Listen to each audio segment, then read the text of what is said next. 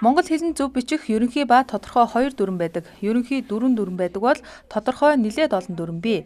Тодорхой дүрмөө зөрчигдсөн үед ерөнхий дүрмийг баримтлан бичих ёстой.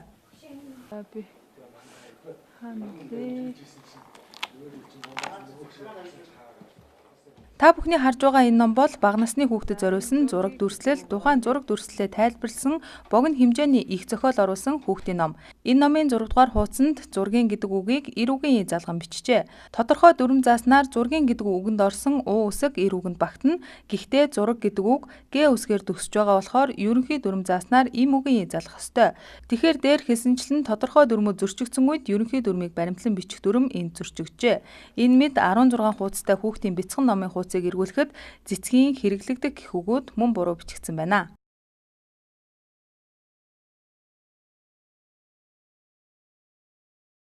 Монгол хэлний зөв бич төрмийн суур асуудал тогтвортой байгаа. Ерөөсөө өөрчлөгдөөгүй.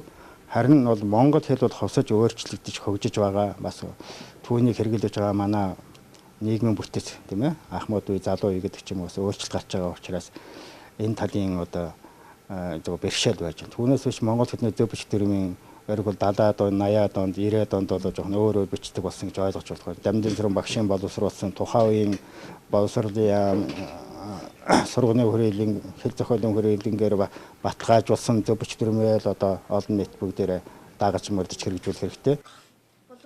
Хүүхэд гэдэг харснаа нүдэлж номон дээр бичигдсэн үг өгүүлбэр бүрийг зөв гэж ойлгодог. Тэр тусмаа дөнгөж зөв бичих дүрмд суралцаж эхэлж байгаа бага насны хүүхдийн ном энэ мэт алдаатай хэвлэгдэж байгаа нь хүүхдийг буруу бичиж сургахад нөлөөлж байгаа гол хүчин зүйл болж байна. Хүүхдүүдийн уншиж чадвар уран зохиолын номдор маш их дүрмийн алдаанууд байдаг. Тэгээ энэ нь бол юунд нөлөөлдөг гэхээр бас хүүхдүүдийн дөр унших явцдаа үгийг нөлөөлөх явцад маш их нөлөөлдөг. Тэгээд ингээд нөгөө багшин дээр энэ үг ингэж бичигдэх ёстой, энэ үг ингэж бичигддэг юм шүү гэдэгт хэлээд өгдөг ч гэсэн хүүхдүүд нөгөө яг өөрийнхөө уншсан тэр нүдэлсэн байдлаар бол тэрийг тогтоох хандлага бол маш их гардаг.